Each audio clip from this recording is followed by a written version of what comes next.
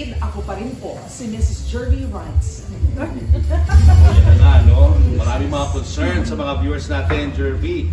Meron kang gusto sabihin sa kanila? Lilinawin ko lamang po yung issue tungkol sa amin ni Luke. You know, our marriage is not perfect.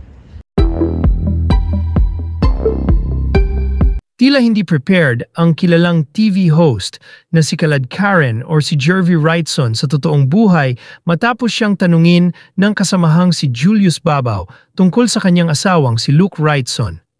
Matatanda ang may kumakalat na balita ngayon na tila on the rocks na raw ang pagsasama ng dalawa matapos ang naging TikTok video na inilabas ng kilalang personalidad kamakailan.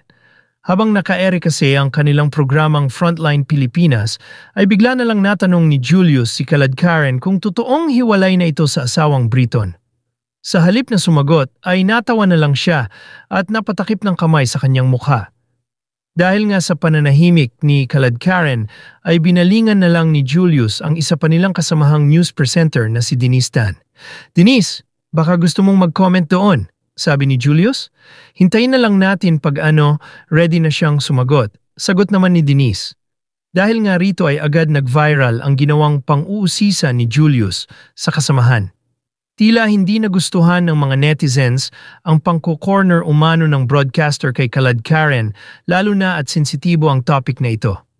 Samantala kung noong una ay nagulat at natahimik si Kalad Karen sa tanong sa kanya ni Julius Babaw, sa sumunod na araw ay nagsalita na ang TV host at nilinaw ang totoong estado ng relasyon nilang mag-asawa. Aniya, ako pa rin po si Mrs. Jervy Wrightson.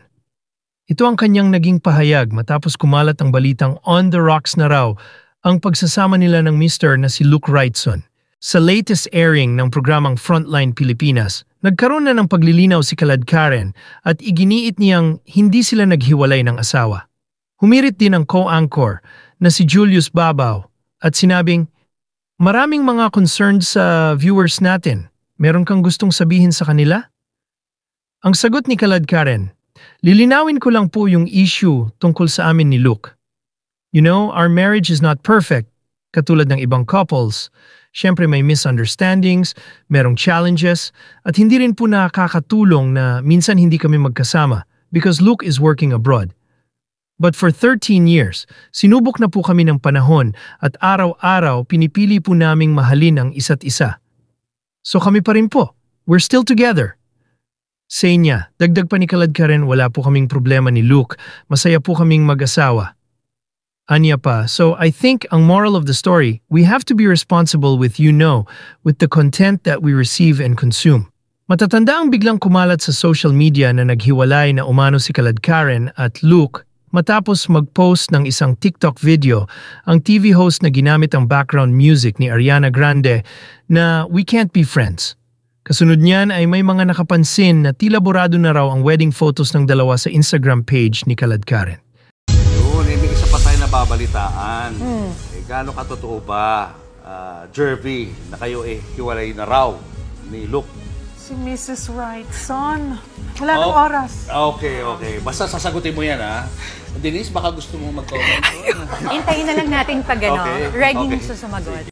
Showbiz update ngayong Biyernes. Happy weekend mga kapatid. Ako pa rin po, si Mrs. Jervy Wrights.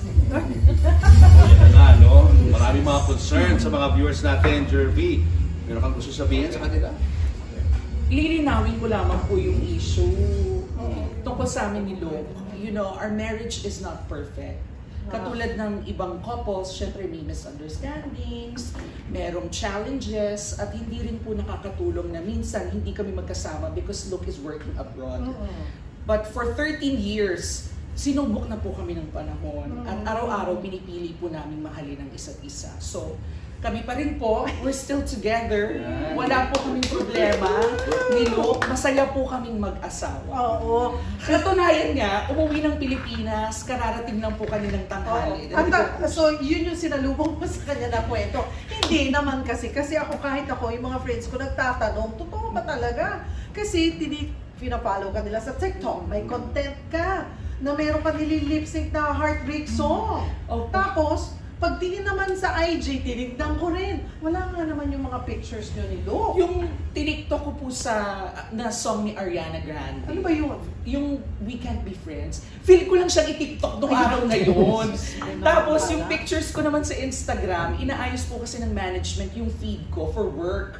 So nagtanggal sila ng ibang pictures. Pero ibabalik din nila yun. Pero nagulat nga ako, ba't wala ibang pictures ko? So, yun, parang napagtagpi-tagpi na lang ng mga netizens yung kwento.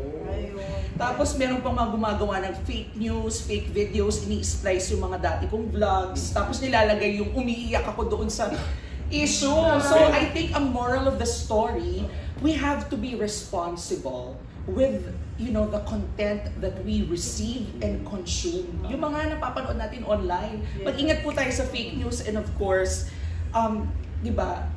Let's mind our own business. Anong reaction ni Lo? Nagulat siya, tawa nga siya ng tawa. Hindi na dapat ako magsasalita kasi wala naman talagang issue po talaga. Kami pa rin po. Mr. Luke Wright. Well, happy kami, no? Wala namang pala problema.